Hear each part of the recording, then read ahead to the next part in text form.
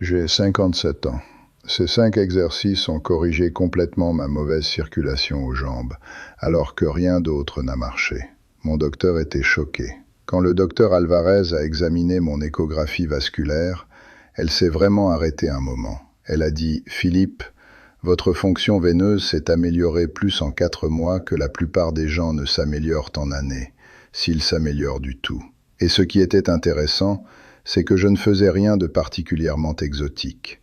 Je n'étais pas sous nouveaux médicaments. Je n'utilisais pas un quelconque dispositif de compression fantaisiste. J'avais simplement changé mon protocole d'entraînement pour me concentrer sur 5 exercices spécifiques qui, lorsqu'ils sont faits ensemble, créent une approche complète de la circulation aux jambes. Et je veux détailler exactement ce que sont ces 5 exercices, parce que c'est le type d'information pratique qui peut vraiment transformer la santé de quelqu'un s'il veut l'appliquer. Avant de vous présenter le protocole, laissez-moi expliquer pourquoi 5 exercices sont plus efficaces qu'un seul. La circulation aux jambes n'est pas un problème d'un seul système. Elle implique le flux artériel, le retour veineux, le drainage lymphatique, la fonction des vaisseaux sanguins locaux et l'activité de la pompe musculaire. Si vous n'adressez qu'un seul de ces systèmes avec un seul exercice, vous laissez de l'efficacité sur la table. Mais si vous adressez les 5 systèmes avec 5 exercices spécifiques et ciblés, vous créez un effet synergique où les améliorations se composent. Le premier exercice est la montée sur les mollets avec charge, que j'ai déjà détaillé en longueur. Mais laissez-moi être spécifique sur la façon dont elle s'intègre à un protocole à 5 exercices. Vous faites 12 à 15 répétitions avec du poids lourd, en maintenant la position haute pendant 2 à 3 secondes. Cela active directement la pompe musculaire du mollet, le solaire et le gastrocnémia, créant de puissantes contractions qui poussent le sang vers le haut contre la gravité. Vous faites cela 2 fois par semaine, habituellement à la fin d'une séance d'entraînement du bas du corps. La raison pour laquelle vous ne faites pas cela quotidiennement quand vous faites 5 autres exercices, c'est que les autres exercices fournissent aussi une activation des mollets, et vous ne voulez pas surcharger les muscles des mollets. Les montées sur les mollets fournissent le stimulus principal, et les autres exercices fournissent un stimulus secondaire. Le total des montées sur les mollets est d'environ 90 secondes de travail 2 fois par semaine. Le deuxième exercice est les pulsations des mollets en position assise ou debout, avec un poids très léger ou sans poids. C'est différent des montées sur les mollets. Vous ne cherchez pas à faire une amplitude complète de mouvement avec une lourde charge. Vous faites des pulsations rapides et rythmées, des mouvements plus petits, des contractions rapides. Pensez à votre mollet qui rebondit. Vous tenez un haltère léger ou rien, et vous faites des pulsations rapides, peut-être 100 à 150 par série, en maintenant un rythme régulier. Vous visez à fatiguer les fibres musculaires à contraction lente dans votre mollet. Les fibres à contraction lente sont hautement vascularisées et hautement oxydatives, ce qui signifie qu'elles sont incroyablement bonnes pour utiliser l'oxygène et maintenir des contractions soutenues. Ces pulsations rapides maintiennent l'activation des mollets pendant une période prolongée, ce qui maximise l'action de la pompe. Vous faites cela 4 à 5 fois par semaine, environ 60 secondes par série, 2 à 3 séries, donc peut-être 4 à 5 minutes par séance. La raison pour laquelle vous avez à la fois des montées lourdes sur les mollets et des pulsations légères des mollets, c'est que vous entraînez différents types de fibres musculaires. Les montées lourdes sur les mollets entraînent vos fibres à contraction rapide, qui sont importantes pour la force et la puissance explosive. Les pulsations légères des mollets entraînent vos fibres à contraction lente, qui sont importantes pour les contractions soutenues et l'endurance. Ensemble, elles entraînent complètement l'ensemble de la musculature du mollet. Le troisième exercice est ce que j'appelle le hold d'élévation des jambes. Vous vous allongez sur le dos, élevez vos jambes au-dessus du niveau de votre cœur, donc les jambes sur une chaise ou un canapé, les hanches à un angle de 90 degrés, les genoux pliés. Vous maintenez cette position pendant 5 à 10 minutes. Cela ne concerne pas la construction de la force. Cela concerne l'utilisation de la gravité pour faciliter le retour veineux. Quand vos jambes sont élevées, Le sang n'a pas à lutter contre la gravité pour revenir à votre cœur.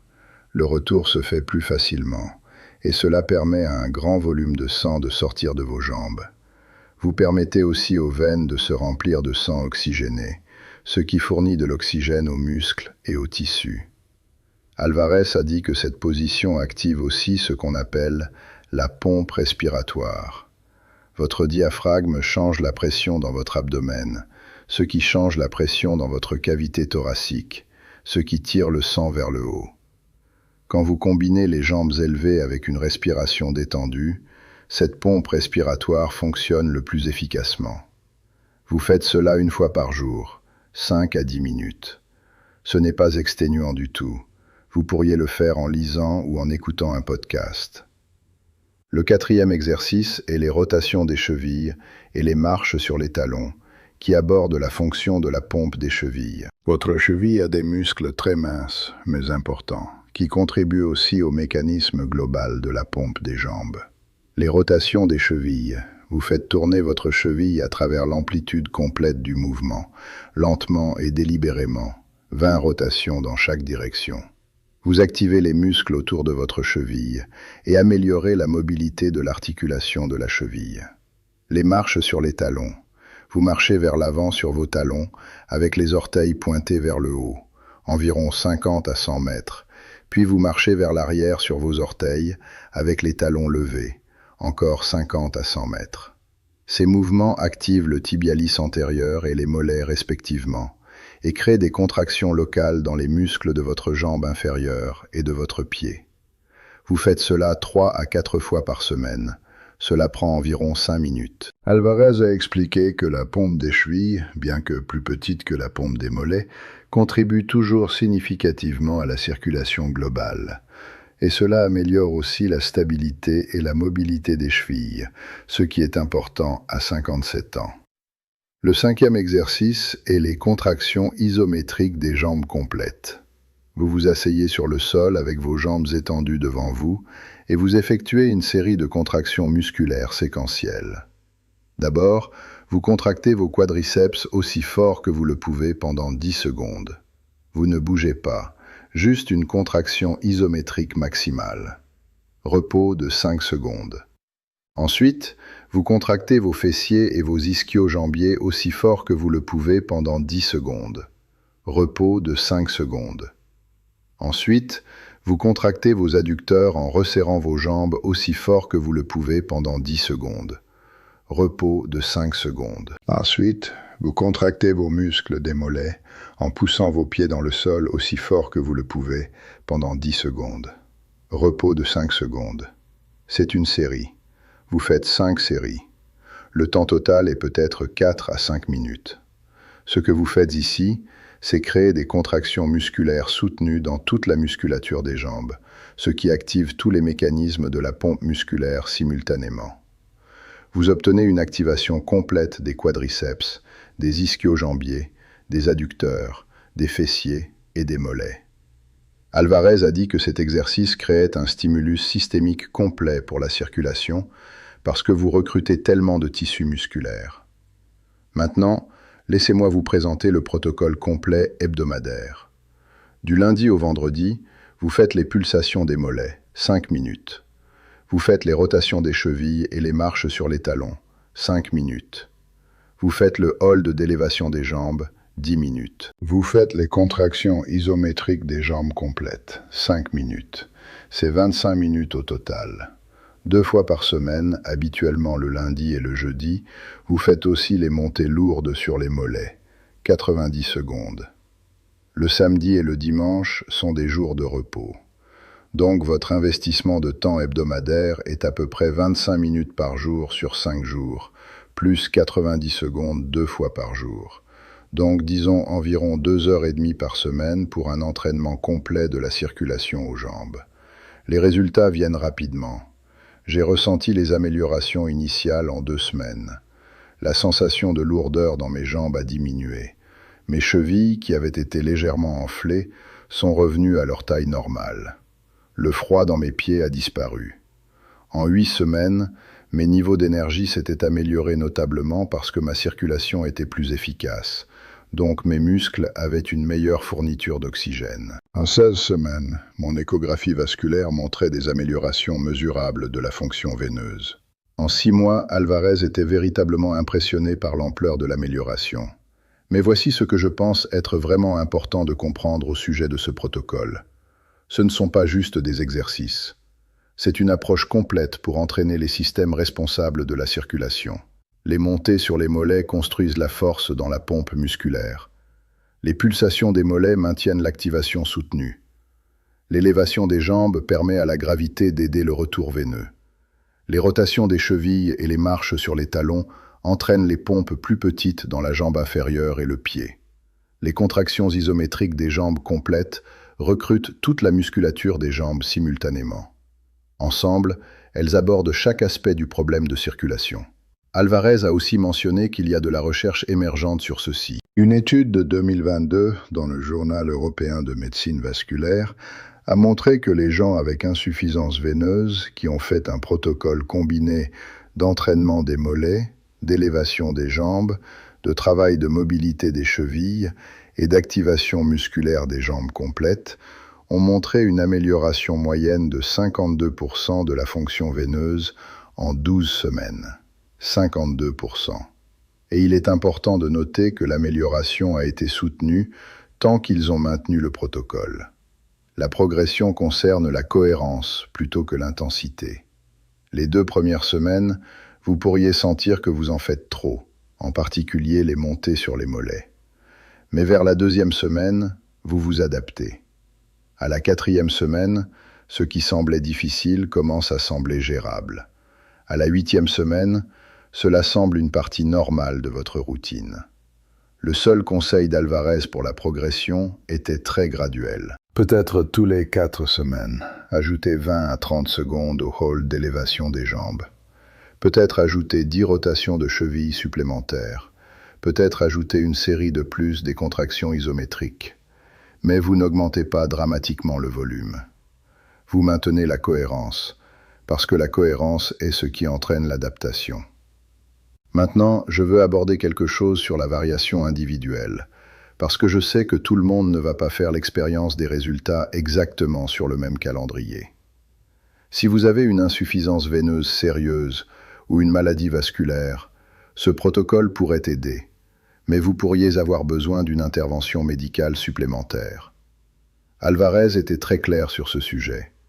Ces exercices sont les plus efficaces pour les hommes qui n'ont pas une maladie vasculaire structurelle sérieuse, ce qui est la plupart des hommes dans la 50aine et la 60aine. Mais si vous avez des varices significatives, ou des caillots de sang, ou d'autres problèmes vasculaires sérieux, vous devez travailler avec un docteur parce que l'exercice, bien qu'utile, pourrait ne pas être suffisant. Alvarez a aussi mentionné que certains facteurs de style de vie supplémentaires ont fait une grande différence. Elle m'a dit d'augmenter mon apport en eau. Elle m'a dit de réduire le sodium dans une certaine mesure. Elle m'a dit d'augmenter mon apport d'aliments riches en nitrates, comme les feuilles vertes et les betteraves. Et elle m'a dit de m'assurer que je dormais correctement. Le sommeil est quand votre corps fait la plupart de sa réparation vasculaire et de son adaptation. Si vous ne dormez pas bien, vos améliorations de circulation seront beaucoup plus lentes. Laissez-moi être spécifique sur le morceau de nutrition, parce qu'Alvarez était très détaillé ici. Elle m'a dit de manger environ 4 à 6 onces de feuilles vertes quotidiennement. Des choses comme les épinards, la roquette et le chou frisé.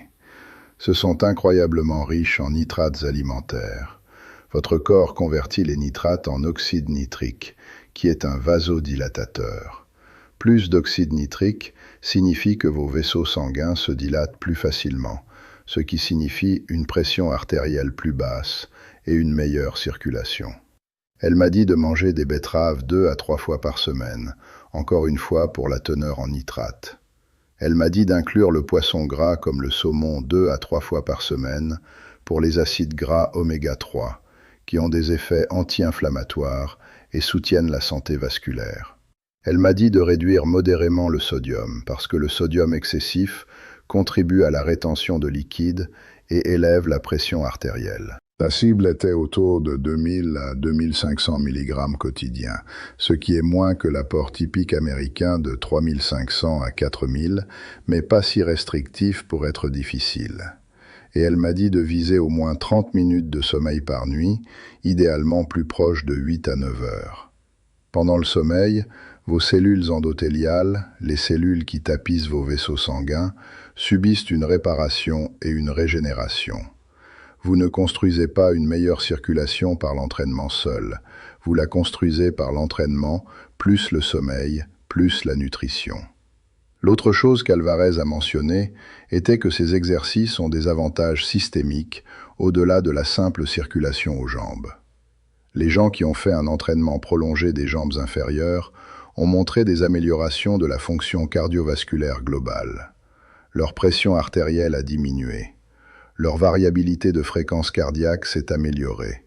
Leur fréquence cardiaque au repos a diminué. Pourquoi? Parce que quand vous améliorez l'efficacité de votre circulation, votre cœur n'a pas à travailler aussi fort. Votre système cardiovasculaire devient plus efficace globalement. Donc ce n'est pas juste à propos de la circulation aux jambes, c'est à propos de la santé cardiovasculaire à un niveau systémique. Alvarez a aussi expliqué quelque chose à propos de la différence entre entraîner pour la circulation versus entraîner pour la force. L'entraînement de circulation concerne l'endurance musculaire et les contractions répétées. Vous cherchez à maintenir l'action de la pompe pendant des périodes prolongées. C'est pourquoi vous faites les pulsations des mollets pour 100 à 150 répétitions avec un poids léger. Vous cherchez à fatiguer les fibres musculaires à contraction lente. Mais vous devez aussi entraîner pour la force, parce que les muscles forts sont des muscles efficaces. Un muscle du mollet fort, qui se contracte avec force, déplace plus de sang par contraction qu'un muscle du mollet faible. C'est pourquoi le protocole inclut à la fois les montées lourdes sur les mollets et les pulsations légères des mollets. Vous entraînez différents types de fibres musculaires et différents systèmes énergétiques. Vous créez à la fois la force et l'endurance dans votre musculature des jambes. Cette approche duelle est ce qui crée une amélioration complète de la circulation. Je suis maintenant 3 ans dans ce protocole. Je n'ai plus la sensation de jambes lourdes. Je n'ai aucun gonflement. Mes pieds sont chauds. Mes niveaux d'énergie sont excellents. Et mes échographies vasculaires montrent une fonction veineuse excellente.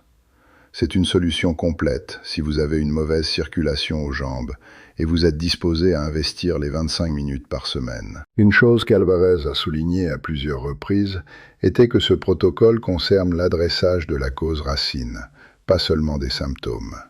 Beaucoup de gens traitent la mauvaise circulation aux jambes en portant des chaussettes de compression ou en utilisant des crèmes topiques ou en élevant leurs jambes quand ils rentrent à la maison.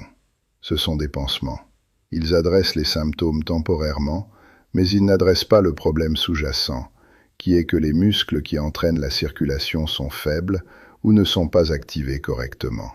Ce protocole adresse la cause racine. Vous entraînez les muscles pour être plus forts et plus efficaces. Vous créez le stimulus pour l'adaptation vasculaire. Vous changez réellement la physiologie de vos jambes. C'est pourquoi les améliorations persistent, même quand vous ne faites pas activement les exercices. Votre corps s'est adapté pour avoir une meilleure circulation. Cela devient votre nouvelle normale. Alvarez a aussi mentionné que ce protocole a des avantages pour la santé mentale que les gens n'anticipent pas. Quand les hommes ont eu affaire à une mauvaise circulation aux jambes, des jambes lourdes et enflées, cela affecte leur humeur, leur énergie, leur volonté de bouger. Quand la circulation s'améliore et les symptômes physiques se résorbent, il y a un soulèvement psychologique. Soudain, vous avez de l'énergie. Soudain, vous pouvez bouger sans cette lourdeur. Soudain, vos jambes ne font pas mal ou ne se sentent pas enflées. Cela crée une boucle de rétroaction positive.